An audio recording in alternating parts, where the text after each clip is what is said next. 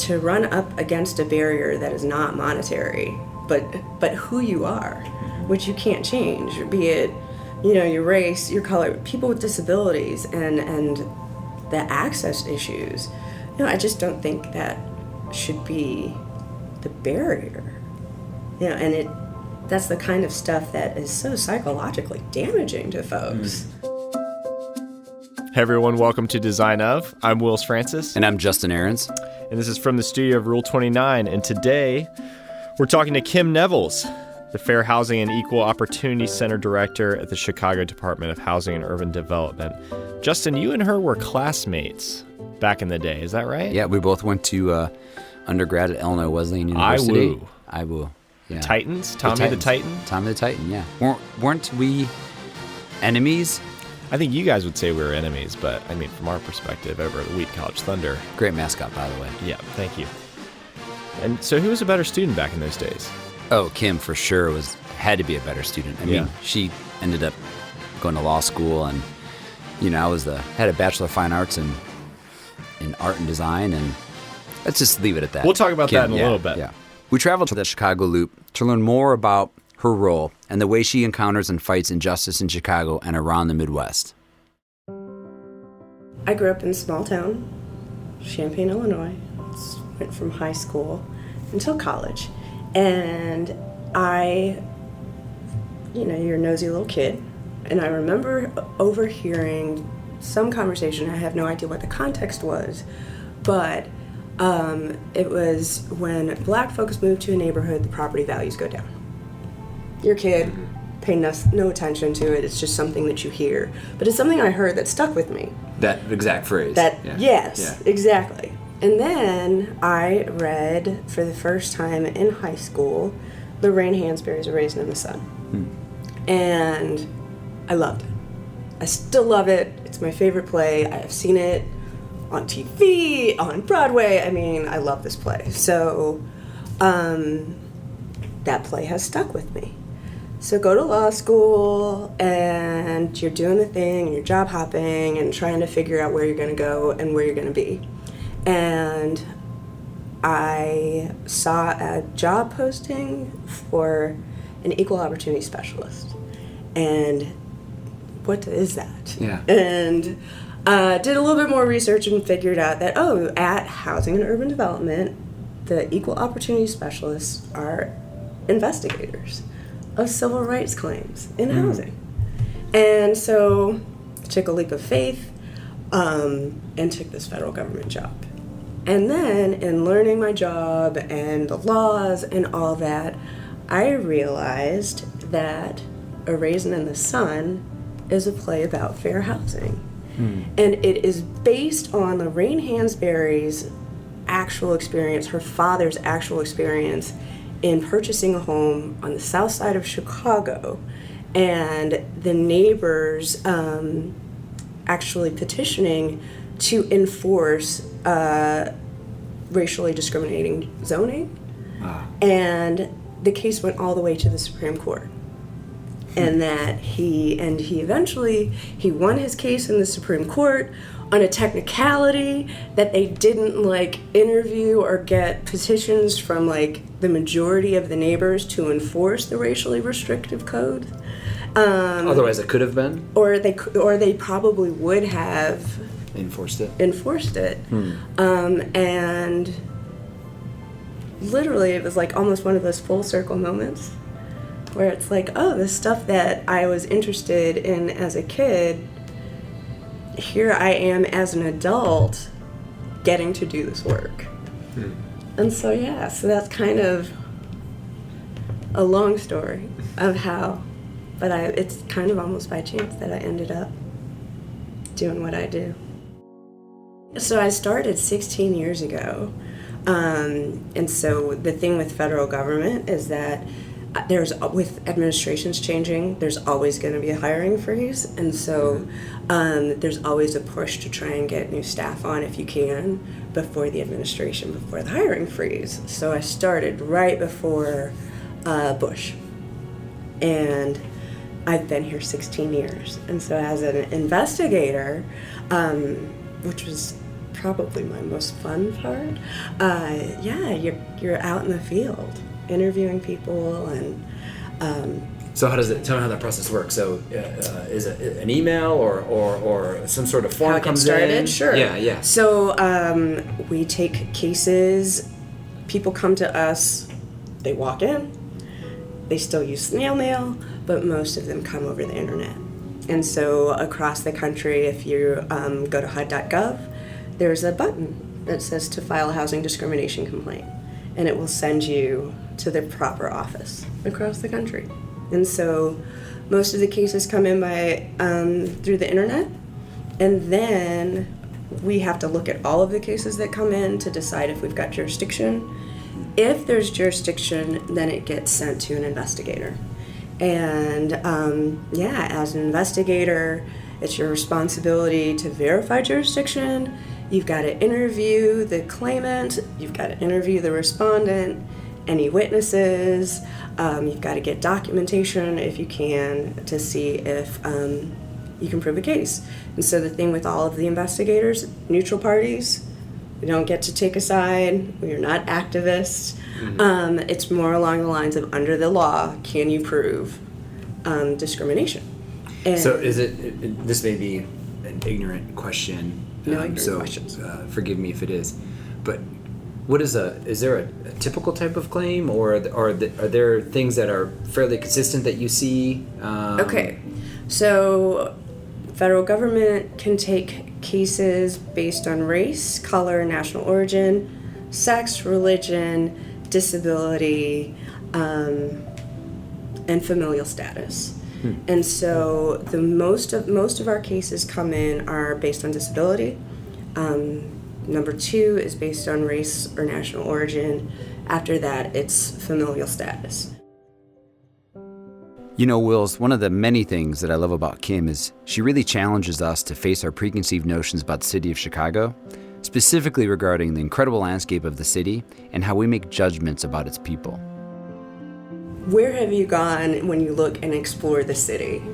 And when you think about, at least in Chicago, when you think about different sides of the city, the south side, the west side, what do you think? And how does that come about? But not to, say it's just Chicago, because it's not. It's all. When you say what do you think, do you mean what do they picture? Yeah. And so, or even what words come to mind when I say south side or west side, and do you associate it with a safe place? Yeah, and who lives there? When you think about it, who do you think lives there? Okay, so the Federal Fair Housing Act was the last major civil rights act passed. So Fair Housing Act was passed in 1968. Literally, Martin Luther King was assassinated on April 4th, and on April 11th, LBJ signed the legislation.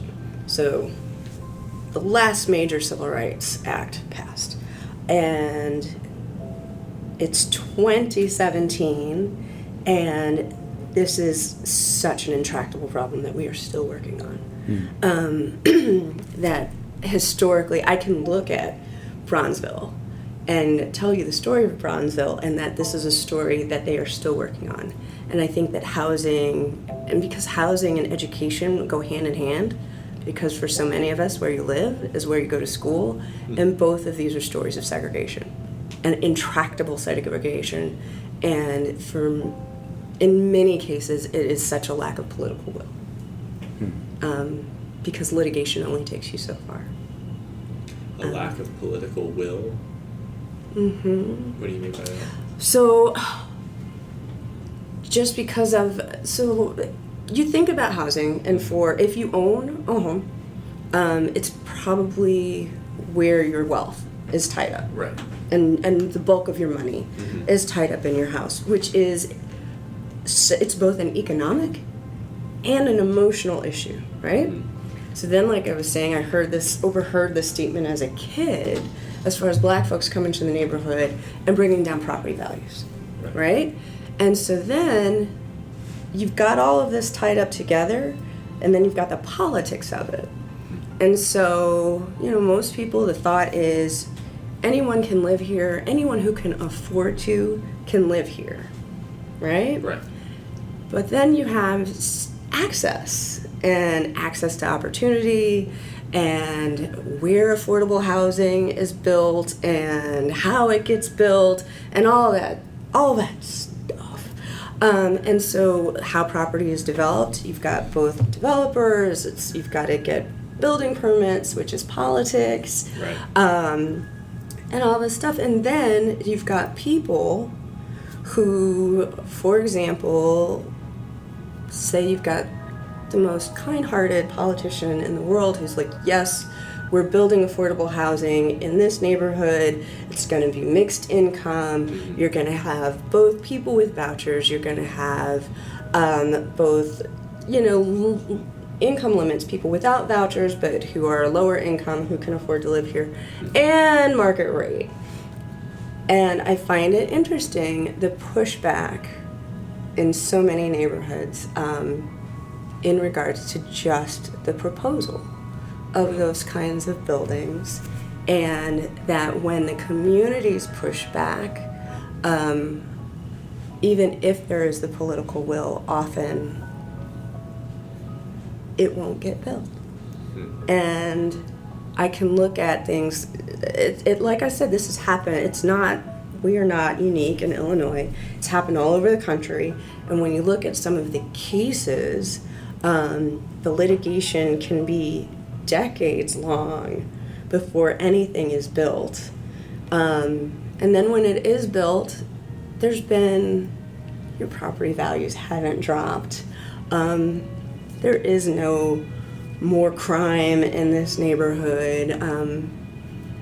So for me, I think that when I hear all of these things, I just often, it's so much more emotional than it is actual data-driven Right. pieces. I can point to studies that show that, Black people coming to the neighborhood does not drop your property value. A person with a voucher coming to your neighborhood does not drop the property value. Right. For those things to happen, it's more than those folks coming to a neighborhood. Right. It's a multitude of factors.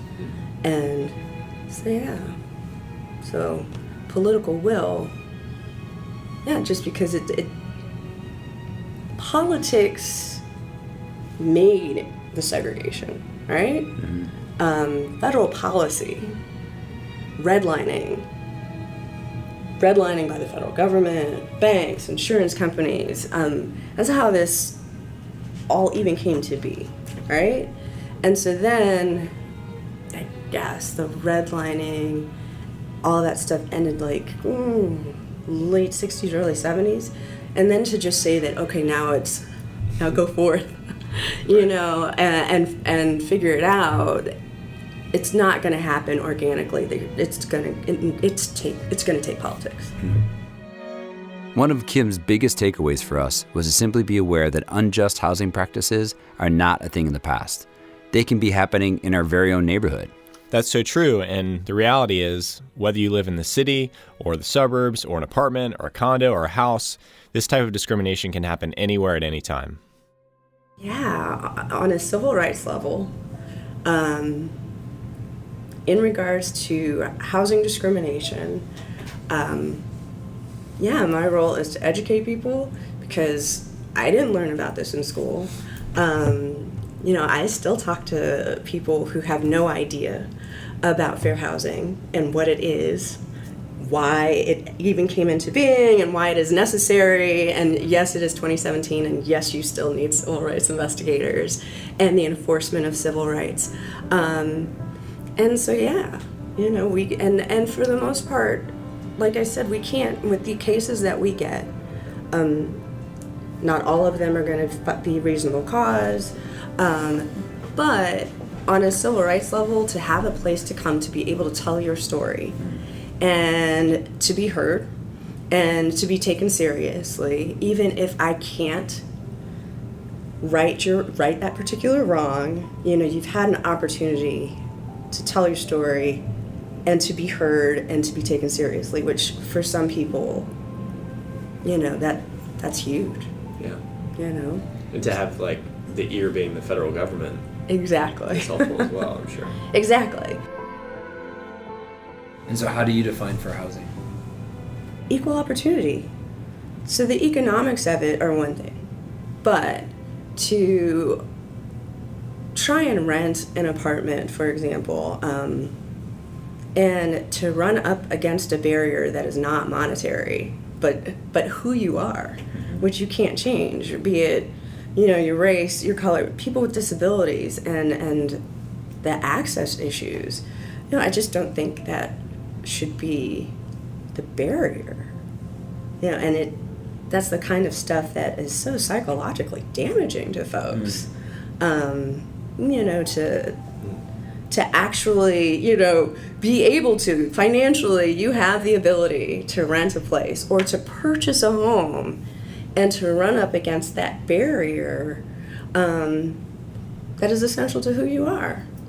I honestly just think it's such an injustice, and it gets my back up every single time. Yeah. So, As you can tell, I'm still passionate about it. Back during her undergrad career at Illinois Wesleyan University, Go Titans. this is where Kim got her first taste for fighting injustice in the world. So Professor Bushnell taught he was history and taught all the civil rights classes. no, And, I didn't take that, unfortunately. Yeah, so I took his civil rights classes, and here it is, senior year, and where are you going and what are you doing? And of course, at that point, I was a history major with a English minor and a women's studies minor, with parents who were like, what are you gonna do with the rest of your life? And one of my parents' friends was a professor at U of I Law, and I went ahead, had lunch with him, and decided to take the LSAT and put my applications in, and put off adulting for a minute, and went to law school. Looking at this history of civil rights, and it's such a cliche. Thurgood Marshall was on the Supreme Court, and all of that. That was definitely, looking and researching and doing all that. I think I had this vague idea of being a civil rights lawyer, but nobody knows what that means. And I grew up in Central Illinois, so it's not like there's an example. Right. Or a path to follow. But so I don't think that I had a vague idea of wanting to work in civil rights, but not having any idea of what that would look like or what that actually would be doing. But I did know there was the law. But I love the law, and I think that a lot of times the law is just your place of last resort. It's got its limitations. Sure. But I do know that having that law degree when I applied to be an investigator was, I'm sure, the thing that put me over. That's great. Over the top. So, how does the current budget crisis affect HUD and Sure. what you guys do? Do you feel that? So we'll see. I think the current budget ends September 30th. The proposed budget doesn't affect my office, the Office of Fair Housing, but it does. The proposal zeroes out the budget for community development block grants, and that's money that goes to states and cities and does stuff for people like home repairs and funds different programs that are critical. And if that money goes away, while we live in Illinois, the state is not going to be able to fill that gap. And so I mean, I think you said it's a proposed budget. It hasn't come through. We'll see, but yes, yeah, it absolutely will have an impact How much is on communities. How much does the state, obviously, Illinois now being ranked as almost as good as a junk bond right now, how does that affect you? Or, I mean, is HUD just totally federal, so you have no state responsibility? Okay. Right. So as far as my office is concerned, the state gets a grant from HUD for investigating cases, and that is a memorandum of understanding that the Illinois law is substantially equivalent to the federal law, and so they get money for the investigations they've done of housing discrimination complaints. But outside of that, that's not in my wheelhouse. Your family. Ah. How do you approach educating your kids, for example, about the world and what you see in your job? Well, I think it's interesting. So I know, so my daughter just finished 3rd grade, and there was a section in, I guess it must have been social studies, where it said that segregation ended with Dr. King. Wow. Which made me laugh. And I was like, I don't know that that's what the teacher taught, but I know that that's what she had gleaned from the topic. And it was just interesting to ask her. We live on the South Side. We live in South Shore. Our neighborhood is, I think, 98% African American. And I asked her as we were driving home, what did she see? And who do we live amongst the majority? And she was like, well, yeah, we live with black folks. We live in a black neighborhood. I was like, that's what segregation is. And so I was like, it hasn't ended. I was like, but we're all working.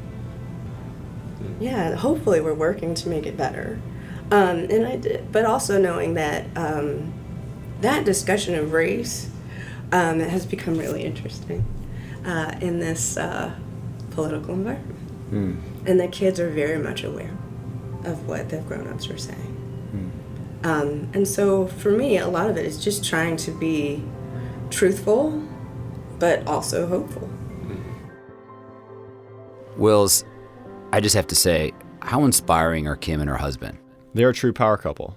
And one of the things that I love about them, and she's going to talk about this a little bit more in a second, is they really try to instill into their children a strong sense of justice, equality, particularly in the context of where they live in Chicago.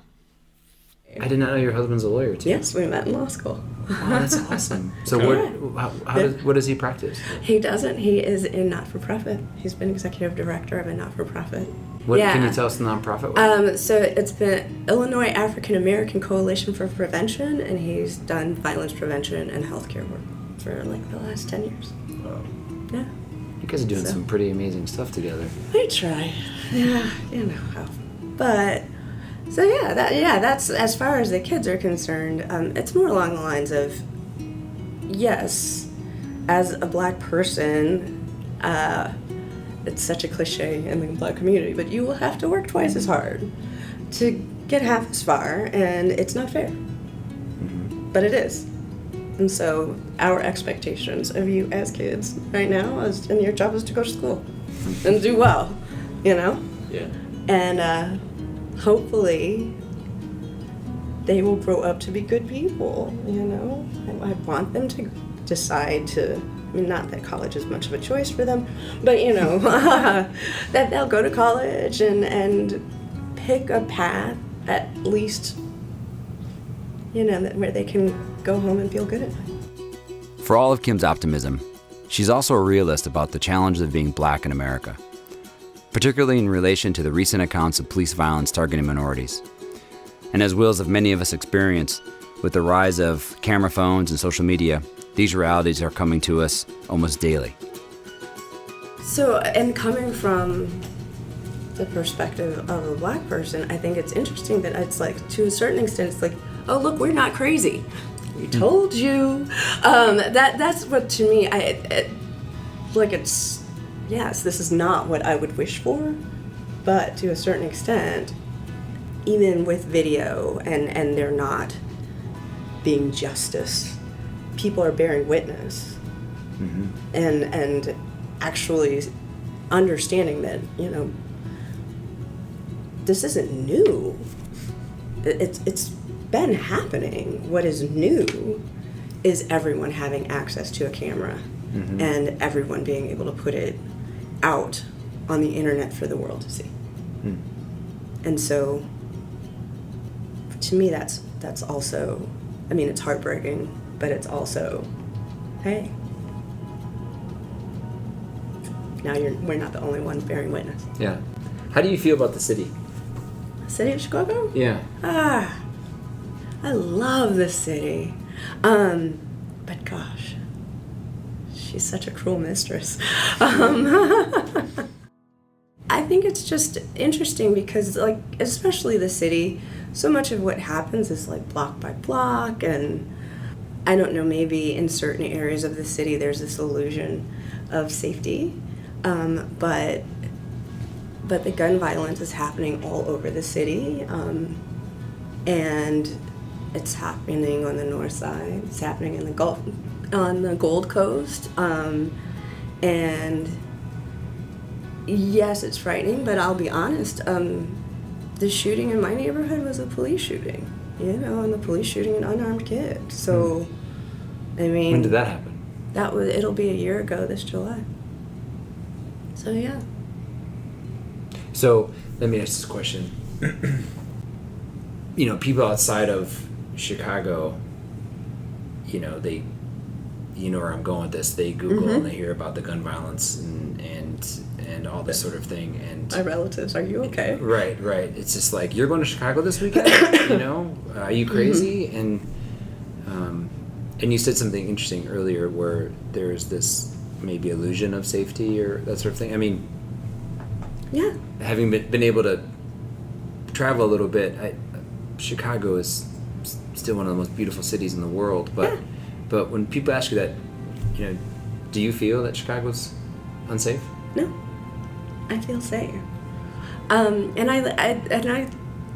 I've gotten the question a lot, especially when people are like, "You live where? You live on the South Side?" And I'm I walk my dogs every day. How my kids play outside every day. How our neighbors are within blocks. We walk over there, and the kids bike over there. They're too little to let them do it alone, but how. So I find it interesting that the portrayal of the South Side by the media is so not what most of us, what our day-to-day is. And that's not to say that there aren't pockets of danger, but I just am that is a story of disinvestment and a lack of hope, and for decades, it didn't just happen, and so, but for the most part, no, I am no more afraid living in Chicago and enjoy all parts of the city. Most people don't pay attention too much to how many people are actually affected by gun violence. And so, yes, you can talk to, and I would say, because this is my community, those of us who live on the South Side, who are Black, could you talk to us, and probably we're more apt to say we know people and have been affected by gun violence. Yes. But I would also say, on a day-to-day level, are we cowering in fear in our South Side neighborhoods? No. But I think that, and again, that's why I say that neighborhoods are really interesting, and the story of neighborhoods are really interesting, because the violence in Chicago has so many pieces to it, and that to figure out a way to lessen the violence, somebody with a higher pay grade than me. Kim and her husband are really passionate about doing significant, lasting work in the city of Chicago. And towards the end of 2016, that work got them an invite to meet an old colleague at his most recent job. So I guess as the Obama administration was ending, they were bringing different delegations to the White House. And so we got to go as part of the Illinois group. Isn't that so amazing? Oh my goodness, yes. But you all got to take your cameras in. And so ours were all put in a paper bag. Well, and I was like, well, wait, what happens if I don't get to have a selfie? Can you share a little bit about, like, how did you, because I could talk about, I was like almost weeping when I walked in because it was like, so amazing. How did you feel? It's like an awe-inspiring experience because you're walking in, well, first of all, to walk through security and you're like, oh, this is for real. To go through 3 different layers. Yes, exactly. The levels of security and at this point and then to give up your phone and it's like, this is for real. But to, I can't even, I don't even know what the rooms are called. I'd have to look it up. But, to be in that place where, oh gosh, all Hamilton on you, where history is made, you know, and to just even stand there, and it's intimidating because the rooms are huge, and the doors are huge, and it's just a big space, and then to stand in line and to get to shake the hand of the president, and was Flotus there too? She was not there that evening, but my husband used to work with the president, and so to see him actually greet my husband and give a hug, and and here I am. How amazing is that? I'm Kim, and he was like, "You didn't say anything." I was like, "I honestly couldn't. I had nothing to say." I was like, yes, one of the few times in my life I'm rendered speechless. And I was rendered speechless by the whole experience. So one last question. When you were there, the National African American Museum had just opened. Did you get a chance to go? Yes, we got to go, yes. So it was almost like me getting Hamilton tickets. That I knew we were going to DC, and they were releasing some more timed tickets for the dates that we were going to be there, and so awesome. I was on it just like I was for Hamilton, bam, bam, and so we were able to go. Have you been yet? So I went that weekend. Okay. That we missed each other, and I did not know the ticket scenario. Yeah. But what was really great is they let you stand in line, and a lot of people, what they did is they'd get the max tickets. Yeah. Which was 6, I think. Yeah. And then they would come with 2. Yeah. And so I just waited. I waited for 2 hours, and it was worth every second. Yeah. What an amazing museum. I mean, I actually need 2 days. Yes, because I think we made it through the entire, not even the entire, but a good portion of the slavery exhibit, and then they've got the beautiful, I guess it's a reflecting fountain, the water, and then a second floor or third floor maybe. Of course, I had to look at the housing section, of which Chicago's in there, and. And the sports stuff, but I was like, I didn't, how you don't get to take it all in, and what an amazing piece of architecture. Yeah, it was really to have the light come in, and just gorgeous. So, I think about it, and I was like, so there's 2 places I can't wait for. I need my son to get just a little bit older before we go to the the Lorraine Motel, National Civil Rights Museum. In Memphis, because that one blew my mind. It's great. It's an experience, and to go back and take the kids to DC for that one, because they're both really neat experience.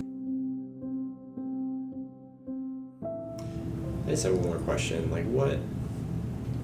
I'm sure you come up against opposition, whether that's on Facebook or conversations or whatever. What is the one thing that if people could just understand this thing, or if I could send this message out into the world and it would fall on ready ears, what do you think that would be?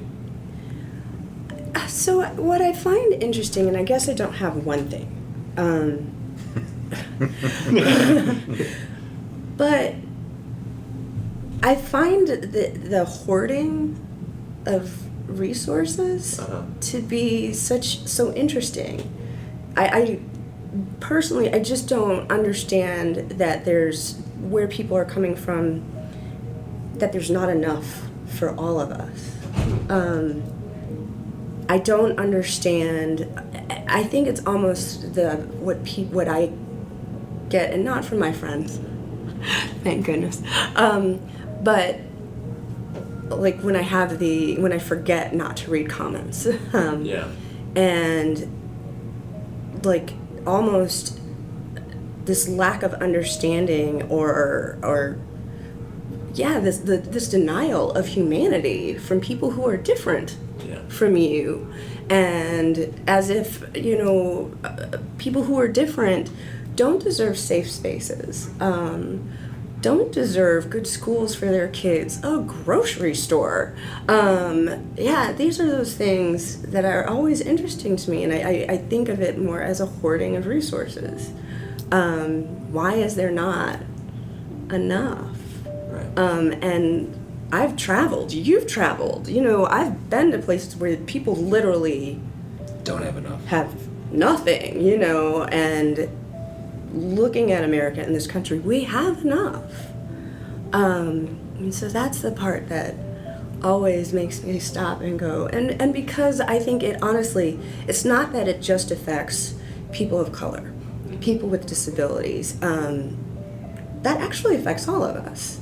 So say your kid wants to be a teacher and, needs affordable housing because teachers aren't making enough to live downtown in the city of Chicago so that she can just go to work. Those are those things that it ends up actually affecting all of us. In all honesty, for those of us who are able-bodied, some of that could be incredibly temporary. Right. An accident happens and, your life can be changed like that. I've seen that happen. And so some of it is just that how, especially for, a nation that purports itself to be built on Christian values. Why? What are people hoarding these resources for? And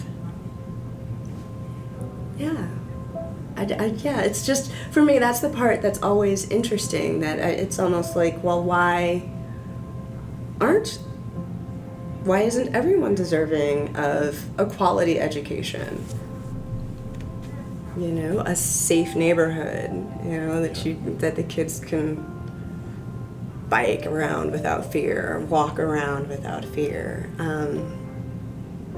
have a park to go to.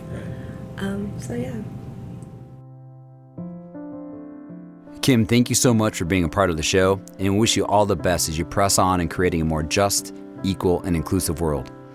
If you'd like to learn more about Kim's work on the U.S. Department of Housing and Urban Development, you can visit HUD.gov, HUD.gov. We'll also post some links related to Kim's work in the show notes of this episode. Design Of is brought to you by the studio of Rural 29. Our sponsor for this episode is Life Water International, a clean water organization working to end the global water and sanitation crisis. To learn more about Life Water's work, visit lifewater.org. We want to thank Sleeping at Last for providing the soundtrack to Design Of. Check out Sleeping at Last on Spotify, Apple Music, or at sleepingatlast.com. We'd also like to thank Steve Wick, our audio engineer. Justin, Steve is like that calming feeling of coming back home after a long day. So true.